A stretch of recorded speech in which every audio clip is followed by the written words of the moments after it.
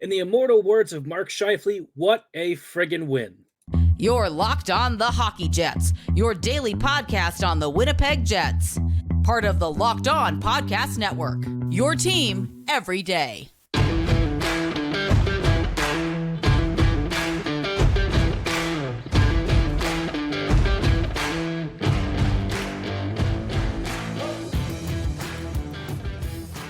Evening, Jets fans, and welcome to tonight's episode of Locked On Winnipeg Jets, part of the Locked On Podcast Network, your team every day. I'm your host, Harrison Lee, an avid Winnipeg Jets fan and an online blogger. You can follow me on Twitter at HLLivingLoco and at LO_Winnipeg Jets. Thanks for making Locked On Jets your first listen of the day every day. If you like what you're hearing, be sure to like, follow, and subscribe on all of your favorite podcasting platforms and YouTube. Of course, it's always free of charge and ensures you never miss another episode. Most of all, though, we just love and appreciate your support. Like I said at the top of the episode, holy jumping mother of mercy, what a win, what a game.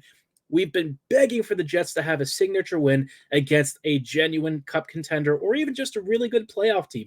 And dang it if they did not deliver one of the best games we've had in some time. Now, look, it's not perfect. It wasn't the cleanest win. The Jets definitely gave up a fair few opportunities. And I think the last 5 or so minutes, the Jets kind of got caved. But you know what? You can't have everything. In a game in which you needed your biggest stars to step up in the big way, they did. We'll talk about that in just a moment, but I did want to let you know that tonight's episode is brought to you by Sleeper. Download the Sleeper app and use promo code LOCKEDONNHL to get up to a $100 match on your very first deposit. Terms and conditions apply. See Sleeper's terms of use for details. Now, like I said, what a game. If you were watching this one and you even had a chance to just maybe check out some highlights if you missed it, honestly, just go back and watch the game. This was a seesaw back and forth rollicking adventure where, you basically had the highs and lows of Winnipeg's season all in one go. By the first period, you'd probably think that the Jets were outmatched because for the first 10 or so minutes, Winnipeg was definitely on the defensive. The Jets were slower. They weren't able to clear and exit the zone as cleanly. The Rangers were pouncing on mistakes. But at the end of the day, guess who was up to the task and stood tall? Connor friggin' Hellebuyck. That guy was an absolute brick wall and survived the early flurry of chances. And then the Jets started to gain confidence, started getting into the game, started growing a bit. And you saw how the Jets can be when they kind of ramp things up. They can really start to push the pace and create some great chances. And, the top line was really starting to put together some good shifts. The second line had some really dangerous chances. And the bottom lines did enough to not really be submerged. So overall, right, this was a tentative start, but you leave the first period 0-0. Things are feeling pretty good. And then, in the second period, the Jets kick it off relatively early with some, good scoring opportunities. Winnipeg gets a beautiful Mark Scheifele goal. I guess I'm going to call it beautiful. It wasn't exactly elegant, let's be honest, but it was off of a really good cycle, a good shift, some good second chance opportunities, and, Iafallo and Schmidt connecting for a couple of passes. A puck sort of glances off Scheifele as he's crossing the crease. Couldn't tell if he exactly got a stick on it or not. I was watching on my phone, so it was a little hard to tell. But either way, he tipped it past Shesterkin, sort of leaked through, and just like that, the Jets are up 1-0. And it was definitely a deserved lead, right? Like Winnipeg had been creating some good chances. They were starting to pull back into this game, and, very hard-earned goal. Of course, Winnipeg did have to kill a penalty not too long after, and Alex Venberg ended up tying the game. You know that if you make a mistake, the Rangers are probably going to take advantage. Let's be honest. The Rangers' power play is very good. There's a reason that this team has really lethal finishing up and down the lineup. And Venberg, of course, a recent arrival, very good player, somebody who was actually on my list of Jets targets, but instead, of course, they got Monahan and Toffoli in. I think we all know that worked out pretty darn well, right? So really lovely to see. But then, of course, the Jets, their own power play has been kind of cooking recently. And not long after that, thanks to a great rebound chance created by a Monahan slot chance, Connor was able to pounce on the rebound and make it 2-1. Both of our more recent arrivals in Monahan and Toffoli actually recorded points on this one. Toffoli has been really on fire. I'm really kind of slamming my fist on the table for a contract extension. I don't know what it's going to cost Winnipeg, but I think he's one of those guys that you should really consider locking up. He's just fantastic, and he's been a phenomenal fit. And I know people will say that you want to extend Monahan, but I'd make Monahan a later priority, right? I think Toffoli is the more impactful guy right now. Monahan's been good, especially on the power play, but in terms of guys who are really making a difference on even strength shifts and stuff, it's got to be Tyler, right? He's been a monster. And it's easy to envision him being a 25 to 30, maybe even more goal scorer for the Jets. Really just a needed skill set. And because he doesn't play with a lot of speed, I actually think that suits how Winnipeg plays perfectly. So, given how he approaches the ice and what he does and his creativity, I would 100% want to hit that contract extension. Of course, the highlight of the game is probably going to be Mark Scheifele's breakaway goal. Kreider had an inside look and kind of didn't realize that Scheifele was coming in on the other side of his vision, maybe out of his blind spot, and Mark basically pickpocketed him, screamed away for Winnipeg's third goal of the game, a beautiful wrister. No one was close to touching him, and that was enough to get the Jets through most of the rest of the game.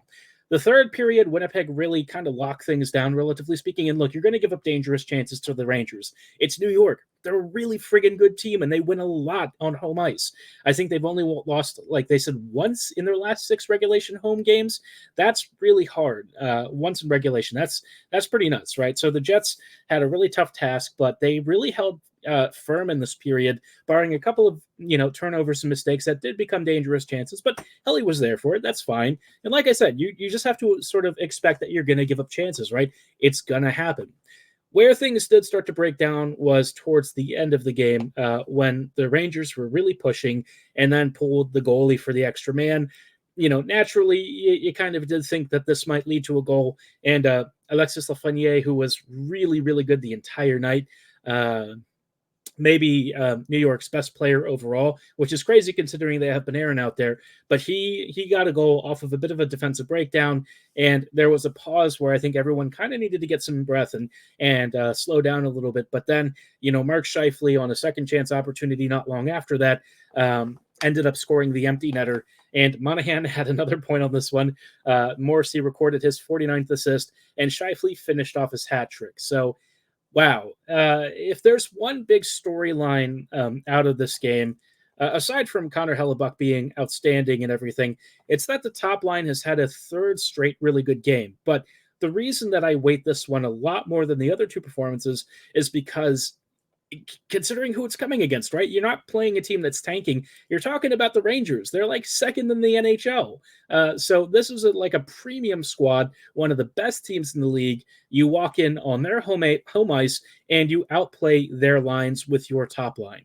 Now, the other Jets lines were a little bit more modest, but I think at the end of the day, right, if your top line is bossing proceedings, this is why I was so adamant about having Ehlers, Scheifele, and Velarde together, because it sets up everyone else for success. You eat the hardest matchups up, and guess what? Everyone else has less work to do, and they can start to really push the pace and tilt the ice in your favor. More offensive zone starts, more time in the offensive zone, more creation, more chances, and hopefully it leads to more goals somewhere, or at least it keeps the puck up the ice away from your own goalie. So a big thing for the Jets to see that line cooking. We'll talk about how much I believe in this line and what's really been kind of the catalyst for it, because, Alex Iafallo, I don't think anyone thought would be the solution to fixing, Connor and Scheifele together being a bit of a hot mess. But we'll talk about what's kind of changed for that trio and if it's something that can continue.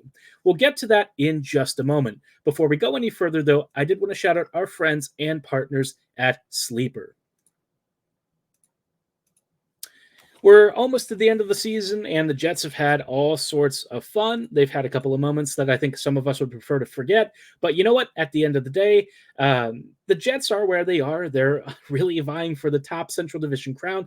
They're even in the President's Trophy race, and things are feeling good. But regardless of where the Jets are in the standings, I want to remind you that you could win big by playing Daily Fantasy Hockey on Sleeper, the official daily fantasy app of the Locked On NHL Network.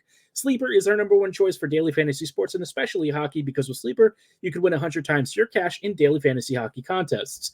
For those of you who really profess to know the game and love following many of the league's top stars, whether it's Crosby, McDavid, Ovechkin, Ehlers, Hellebuyck, Scheifele, you name it, they've got them tracked. Maybe even a little bit of Josh Morrissey action in there. No matter what, though, you know what? This is the chance for you to really flex that knowledge. If you know those stats categories, including plus minus, save percentage, goals, assists, whatever it is, if you can beat Sleeper's projections for a given game, say more or less than what Sleeper's projecting, you can win. And guess what? If you get 8 of those stats categories for a given game correct, you could win 100 times your cash. That's right, 8 correct stats category predictions, 100 times your bet only with Sleeper. So use promo code LOCKEDONNHL and you'll get up to a $100 match on your very first deposit.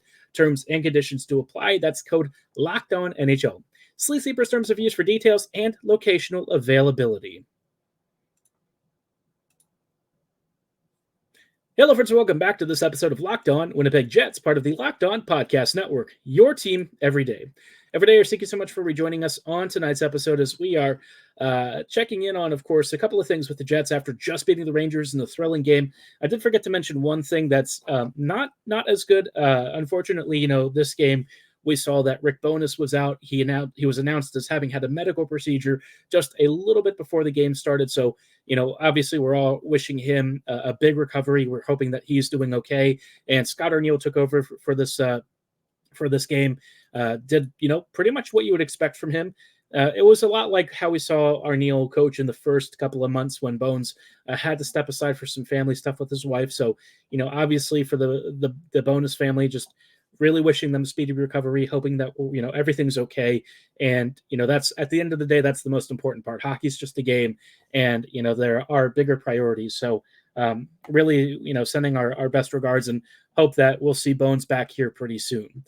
Of course, in the meantime, though, you know, Arniel's going to helm everything and hopefully do a really good job. He did a fantastic job in his last stretch as Jets head coach, and maybe this is a preview for the future. You know, I think at the end of this year, we might see, you know, Rick has been around a long time and he's coached a lot of games.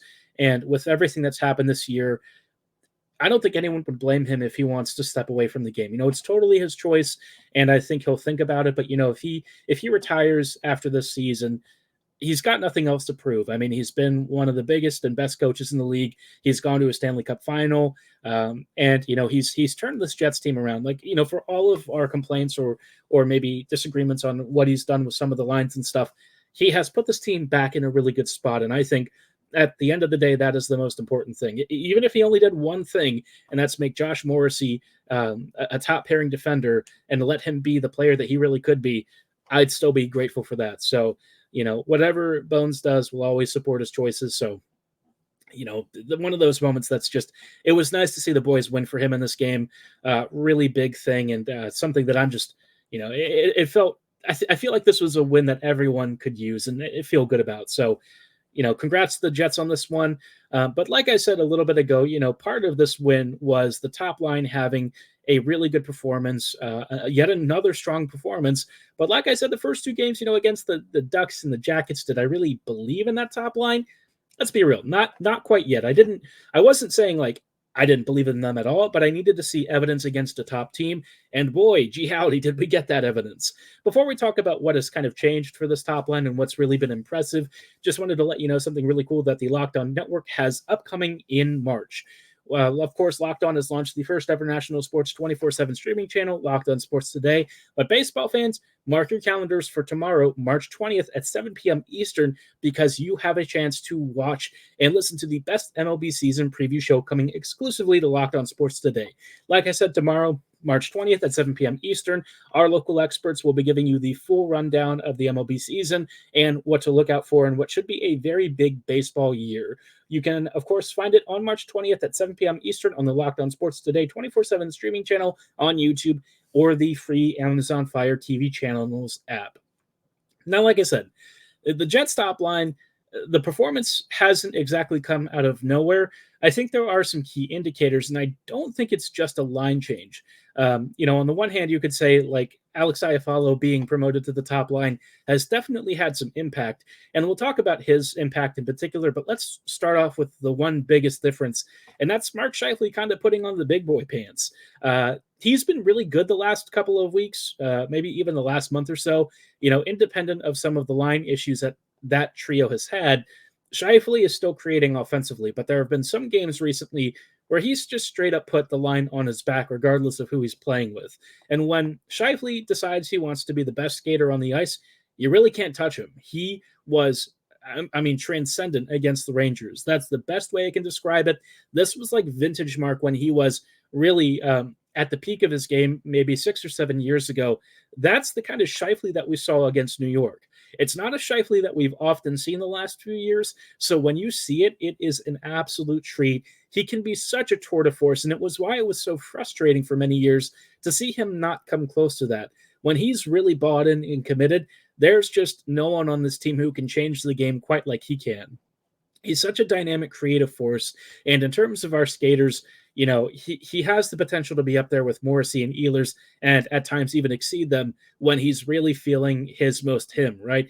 That guy was 100% him in this game. Monster performance. And when he does really well and really kind of takes over the game, Connor benefits because Connor can then be kind of like a more complimentary player, right? He doesn't have to do all the transition. He doesn't have to worry about engaging all of these defenders. He can be more of that poacher. Let Mark draw all the attention. Find those softer spots. Be the more complimentary guy instead of having to be the guy. And it benefits his game tremendously. Now, like I said, it's not just Scheifele kind of putting on the big boy pants. Obviously, Iafallo is having an impact here, and I think what Alex has done really well is just be a nice defensive presence. It's kind of like, I would say, Evgeny Svechnikov a couple of years ago. Svech was one of those players who didn't have crazy high-end offensive skill, but in terms of like a defensively oriented player who could kind of forecheck in the corners, win those puck battles, make a couple of simple passes, and just keep the puck moving, he's apparently, I don't know, he's helped figure out Kyle Connor and Mark Scheifele. Now, I don't know if it's going to be something that lasts necessarily. We'll need to see it for a few more games to know if this trio really is the one. If it is, and I'm really hoping it is because it feels like this is probably the only one that Bones or the coaching staff would really trust consistently, that's great. It gives the Jets so many other options tactically to arrange this team. And if Iafallo can kind of unlock some of that offensive skill that he had when he was with the Kings, all the better. Somebody who can just be a nice complementary player, let the skill guys do their thing, add in some extra points and passes and simple plays, keep it, not too complicated, but also help that line defensively when they get in trouble. That's going to be great. If he can win pucks up the ice, if he can create pressure off of counters, if he can do the stuff that Scheifele and Connor, kind of struggle with and let them, really focus on the offensive side of things, that's just going to be a super big blessing for this team. And it'll give the Jets a lot more roster flexibility to arrange lines 2 through 4, right? You have the freedom to not worry about trying to fix one particular line. You can work on everyone else. And Winnipeg will have that depth to really roll all fours. So, just a huge, huge turn of events for the Jets if it holds. Like I said, I'm not 100% convinced it will. I just need to see some more, right? I want to see it consistently done. And if it does hold, that's fantastic. No complaints there. I'm practically begging for this line to work because we've tried so many other top line combos and only like 1 or 2 have actually been good at all this year. So let's hope third time's a charm. Maybe it'll work out with Alex up there. And also, if he can find some of that king scoring form, that would be fantastic. But, as great as this top line was, it wasn't the only star who turned in an unbelievable performance. We're going to talk about Connor Hellebuyck because it's time to just give him the Vezina already. No one's going to touch him this year. It's Connor's to lose. We'll talk about what has made his season so incredible and really why the Jets now have one of the best goaltending, if not the best goaltending duo in the whole league, coming right up in just a moment. Before we go any further, though, I do want to shout out our friends and partners at Robinhood Retirement. Did you know that even if you have a 401k for retirement, you can still have an IRA? Robinhood has the only IRA that gives you a 3% boost on every dollar you contribute when you subscribe to Robinhood Gold. But get this. Now through April 30th, Robinhood is even boosting every single dollar you transfer in from other retirement accounts with a 3% match. That's right, no cap on the 3% match. Robinhood Gold gets you the most for your retirement thanks to their IRA with a 3% match. This offer is good through April 30th. Get started at robinhood.com/boost. Subscription fees apply. And now for some legal info. Claim as of Q1 2024 validated by Radius Global Market Research. Investing involves risk, including loss. Limitations apply to IRAs and 401ks. 3% match requires Robinhood Gold for 1 year from the date of first 3% match. Must keep Robinhood IRA for 5 years. The 3% matching on transfers is subject to specific terms and conditions. Robinhood IRA available to U.S. customers in good standing. Robinhood Financial LLC, member SIPC, is a registered broker-dealer. Greetings, Winnipeg fans, and welcome back to these closing thoughts on tonight's episode of Locked On Winnipeg Jets, part of the Locked On Podcast Network. Your team every day. Every day, thank you so much for rejoining us as we are just wrapping up some really big thoughts. Takeaways from Winnipeg's game against the Rangers. Obviously, it was a tremendous win. Really a win that I would say is a confidence booster for this team because they've lost against a lot of really good squads recently. They've beaten up on the bottom feeders, but they've needed a quality win in a quality performance, in a quality process that shows they can demonstrably beat these teams consistently, right? The Jets haven't done that in a while. So this was a game where you'd feel kind of confident heading into what's going to be one of the hardest stretches of the whole season. You know, they've got the Devils and the Islanders next. They've got some really tough opponents after that. This is crunch time for the Jets. This is the race for the Central Division crown and maybe even first overall in the whole league. But Winnipeg's not going to get too ahead of itself. They're going to focus on the important things, and no one right now is more locked in and focused than Connor friggin' Hellebuyck. This guy, what can you even say about this season that hasn't already been said? He's rocking like a 922 when the league average is something like 903 or something, maybe 907 at the highest. It's one of the lowest league save percentage averages we have ever seen. And for the Jets to have not only Connor Hellebuyck posting a 922, but Laurent Brossoit really right around the same mark is really kind of crazy. The closest comparison we have is, of course, Ullmark and Swayman with the Bruins, but like Hellebuyck is doing stuff that even by his standards is absurd. Brossoit actually has a 927 this year, but he's of course only played like 18 games. All that said, you know, for the Jets to have two guys that are putting up, you know, Vezina caliber numbers, albeit in very different sample sizes, that makes your shutdown goalie pairing as good as we've ever really seen. Maybe one of the best goaltending tandems we've ever seen in the NHL. This guy, this combo of goalies is just immense. It's been a huge backstop for the Jets, and really Hellebuyck is saving so many goals above expectation because despite the fact that the Jets, as a defensively oriented team, you know, they've become very stingy, but they still give up some really high danger chances off rushes and stuff. And Helly has done a miracle work in limiting the amount of damage it's done. Now, he's not going to be amazing against every odd man rush counter. There are moments where you can take advantage of him being a bigger goalie. He doesn't always slide from post to post as fast as other guys. And sometimes his pivots can be, again, a touch slower. But you know what? On the whole, his body of work really speaks for itself. He's been, you know, one of the best goalies of this generation, one of the most consistent goalies. I really think that the closest I can compare him to from the previous generation of goalies, probably Lundqvist, a guy who was a perennial Vezina contender every year, one of the best goalies ever to play the game, a guy who gave you so many seasons of well above average performance, at times near the top of the league. And Hellebuyck is not only doing that, but he's kind of sitting at the top of the league in terms of goals saved above expectation just about every season. There are years where he's not number one, but he's like in the top 3 or top 4. So, you know, for him, it's just been a monster year. But this season in particular, he has saved even more above expectation than I think anyone thought possible. He's putting up, frankly, historical numbers, and it's just been insane to watch, right? Because he just has this big, boring style. He always seems to know where the puck is, very clean, very controlled, doesn't like to give up really dangerous rebounds in stupid areas. And aside from like a couple of gaffes here and there where he'll misplay the puck, he's generally gotten a lot safer with that stuff too. You know, he's not committing as many turnovers or making weird plays like he used to. So Helly's game is kind of rounding out right in the exact time that you need it to. This is the final stretch. This is the year that Winnipeg kind of feels like it's all in.